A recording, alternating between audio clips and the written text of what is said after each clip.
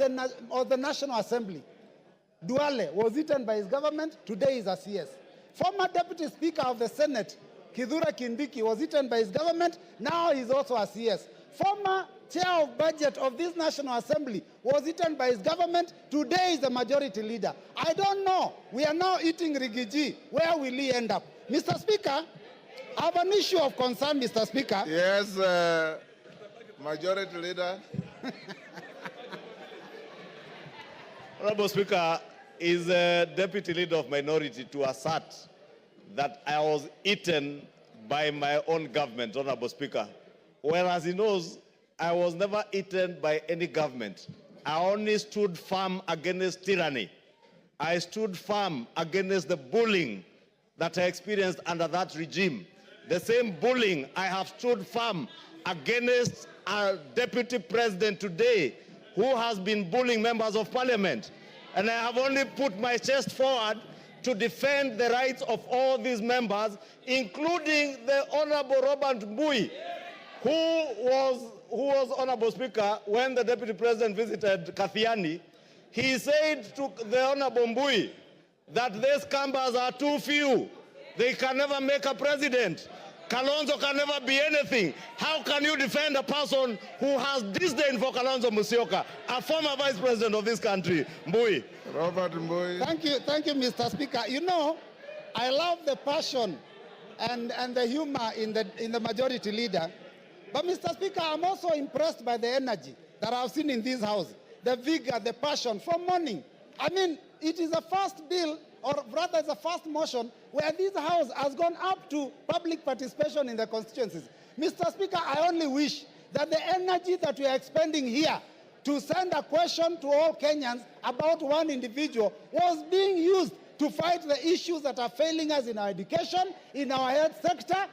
People here, the cost of living has gone too high. People have no jobs. Mr. Speaker, those are the things that this House should passionately deal with. But, Mr. Speaker, for a whole day, and from, I don't know, even the last week or 2 weeks, to deal with one matter, Mr. Speaker, I think that we are losing direction. And it is important, Mr. Speaker, that we deal with the things that are affecting our people. Because, Mr. Speaker, if you look at the education sector, I talked about it here the other day.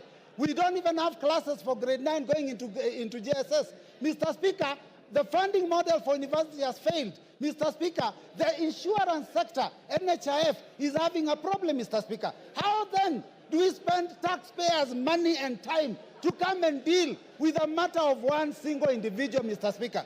Now we are told that this person, Mr. Speaker, is a tribalist. But, Mr. Speaker, those comments that he made, yesterday he made it very clear.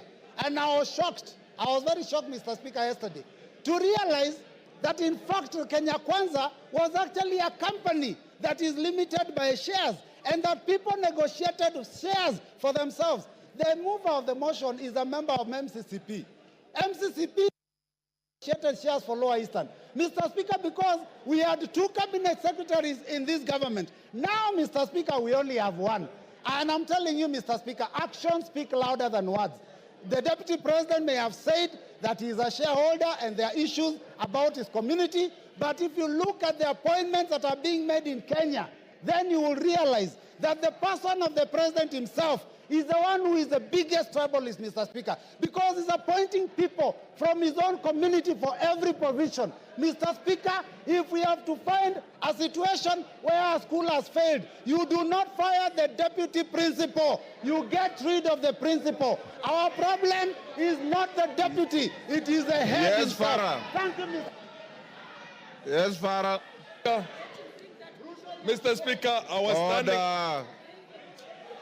Mr. Speaker. Order.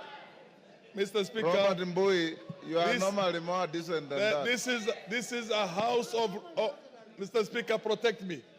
Mr. Speaker, my point of order is this. This is a house of rules.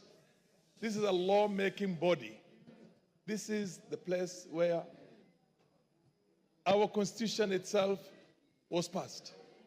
You cannot bring, talk about a president or even any other head of state of a friendly country without bringing a substantive motion. So you cannot discuss the conduct of the president. And by the way, I want to correct you. You might... Point is out of order.